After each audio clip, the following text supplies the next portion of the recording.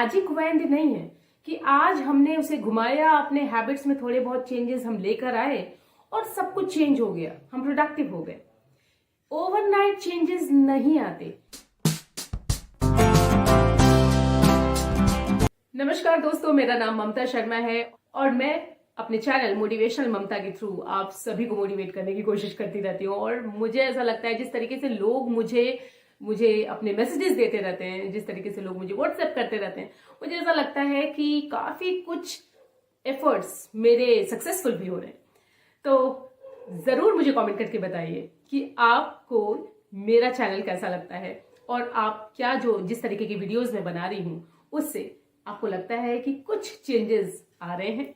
कुछ लोग ऐसे होते हैं कि जो सुबह से लेके शाम तक बिजी होते हैं और वो बात बात पे ही कहते हैं कि नहीं भाई, हम तो बहुत बिजी हैं, हमारे पास तो बिल्कुल टाइम नहीं है क्योंकि हमें बहुत कुछ करना है।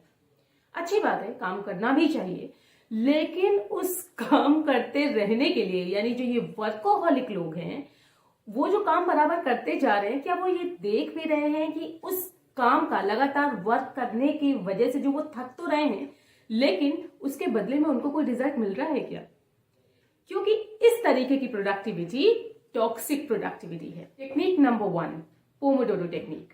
ये टेक्निक बहुत ही जबरदस्त है और इसके रिजल्ट्स बहुत पॉजिटिव मिलते हैं। मैंने खुद ये फॉलो किया है और इसी वजह से मैं ये आपसे शेयर कर रही हूँ। पोमोडोरो टेक्निक में आपको 30 मिनट्स का टाइम ब्लॉक करना होता है, यानी 25 मिनट तक आप लगातार काम करेंगे। कोई भी, जो भी आप जिस भी प्रोजेक्ट पे वर्क कर रहे हैं या जो भी वर्क आप करना चाहते हैं, जो भी आपको इंपॉर्टेंट लगता है, उस पे आप 25 मिनट्स तक लगातार वर्क करेंगे और फिर 5 मिनट्स का ब्रेक लेंगे। लेकिन 5 मिनट का जो आप ब्रेक लें उसमें आपको मूव करना है, मतलब उसमें मूवमेंट करना है। ये बहुत इंपॉर्टेंट है कि आप वाटर कूलर तक चले गए, पानी पीकर आ गए। इसमें सोशल मीडिया मत चेक करिएगा, अपने नोटिफिकेशंस मत चेक करने लगिएगा। तो अगर आप ऐसा करते हैं तो ये आपकी माइंड और बॉडी दोनों को रिलैक्स करता है और साथ ही साथ आपको इस बात का भी सेटिस्फैक्शन रहता है कि 25 मिनट तक आपने नॉन स्टॉप ये वर्क किया और इसके बाद वापस से आप 25 मिनट अपने आप को दे सकते हैं वर्क के लिए और फिर 5 मिनट्स का ब्रेक। 5 minutes regularly. जी हाँ, ये है हमारी टेक्निक नंबर 2। तो इसमें करना क्या है? इसमें आपको कोई भी प्रैक्टिस जो आपको लगता है कि आप करना चाहते हैं, बहुत समय से करना चाहते हैं लेकिन कर नहीं पा रहे किसी वजह से, और क्योंकि आपको लगता है कि आपके पास टाइम नहीं है, तो आप 5 मिनट्स के लिए रेगुलर बेसिस पे उस प्रैक्टिस को अपनी हैबिट में ला सकते हैं।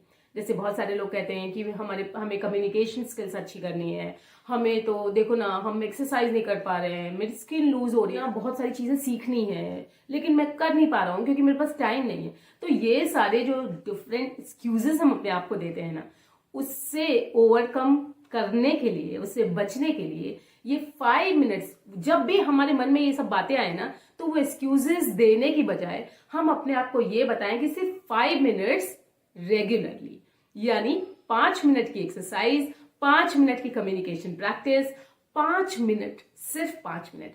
और आप बिलीव नहीं करेंगे, ये 5 मिनट अगर आप प्रैक्टिस रोज करते हैं, अगर वो आपकी हैबिट में बराबर आ जाता है, 30 डेज तक अगर वैसे करते हैं, रिसर्च भी ऐसा कहती है कि अगर 30 डेज तक हम कुछ लगातार करते हैं तो वो हमारी हैबिट में आ जाता है। तो अगर वो हमारी हैबिट में एक बार आ गया ना, तो 5 मिनट कैसे 10 और 15 मिनट और आधे घंटे में बदल जाएंगे ना, हमको पता भी नहीं चलेगा। नेक्स्ट टेक्निक है कि याद मत रखिए, लिस्ट बनाइए, मेक योर लिस्ट।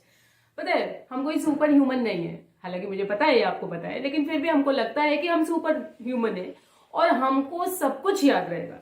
तो बहुत सारे लोगों को मैंने कहते सुना है कि अरे अरे, मुझे लिस्ट बनाने की कोई जरूरत नहीं है, सब कुछ मेरे दिमाग में रहता है। लेकिन आपका दिमाग इतनी सारी चीजों के साथ डील करता है, ये पॉसिबल ही नहीं है कि आप हर चीज को परफेक्टली कर पाए।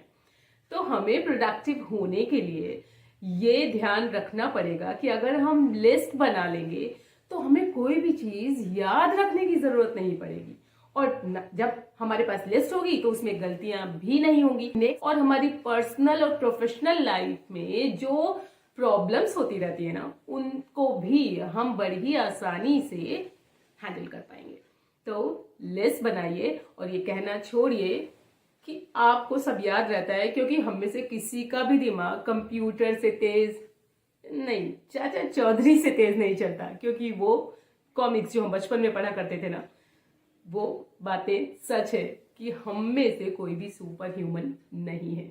ओवरकम योर रिलक्टेंस, यस, ये ह्यूमन टेंडेंसी है कि जो चीज हम करना पसंद नहीं करते उसे हम प्रोक्रेस्टिनेट करते रहते हैं, उसे हम लिंगर करते रहते हैं। हमें लगता है यार आज नहीं, थोड़ी देर बात कर लेंगे, 1 दिन बात कर लेंगे, 10 दिन बात कर लेंगे। लेकिन क्या आपको लगता है कि इस तरीके से अगर हम प्रोक्रेस्टिनेट करते रहेंगे तो वो जो वर्क जिसे हम पसंद नहीं करते लेकिन वो जरूरी भी है हमारे लिए, क्या कभी भी हम उसे पूरा कर पाएंगे?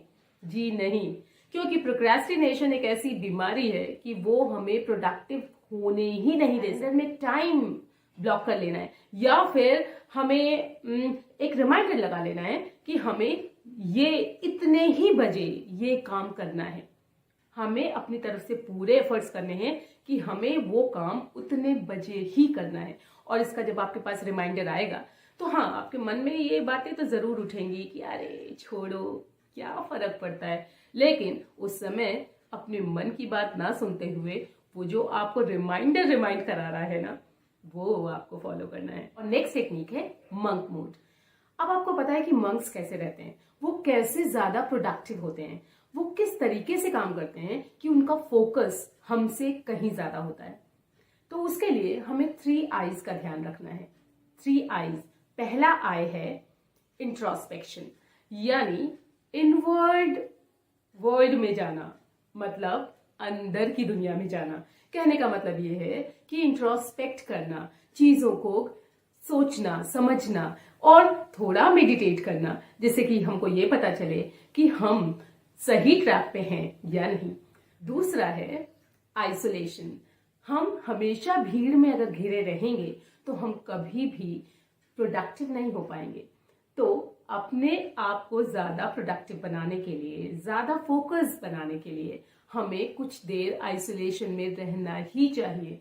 इससे हमें काफी कुछ चीजें समझ में आती हैं, क्योंकि हम अपने मन की आवाज सुन पाते हैं, हम लोगों की वॉइसेस से ज्यादा खुद की वॉइस सुन पाते हैं, जो कि भीड़ भाड़ में कहीं खो सी जाती। और तीसरा आय है इम्प्रूवमेंट। जब हम आइसोलेशन में आएंगे तब हमको ये पता चलेगा कि हमें क्या क्या चीजें ऐसी हैं जिसमें कि हमें इम्प्रूवमेंट की जरूरत है। सो दोस्तों, ये सारी बातें मैंने आपको बताई और आई होप कि इनमें से कुछ बातें आपको जरूर हेल्प करेंगी। कुछ लोग जो पोमोडोरो टेक्निक को बहुत ज्यादा प्रोडक्टिव नहीं मानते, वो मंक मोड को अगर फॉलो करें तो शायद ज्यादा प्रोडक्टिव हो सकते हैं।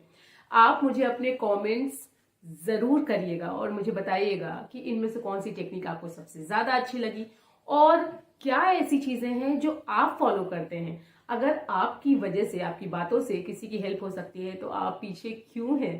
Please share your comments. मुझे आपके कमेंट्स का इंतजार